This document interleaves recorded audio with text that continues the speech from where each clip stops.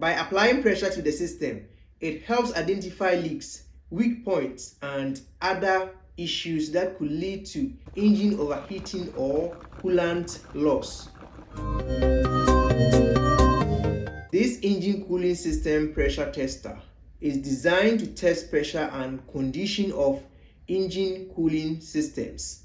By applying pressure to the cooling system, it helps identify leaks, weak points, and other potential issues that could lead to engine overheating or coolant loss. The primary use of this device is to detect leaks in the cooling system of an engine. By pressuring the cooling system, you can detect even the smallest leaks in hoses, radiators, heat cores, and other components in the cooling system. This tool checks the entire cooling system's ability to hold pressure, ensuring that all components are in good working condition.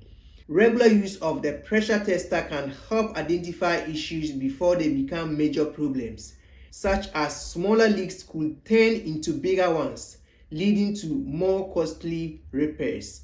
This tool is easy to use and it is compatible with a wide range of vehicles.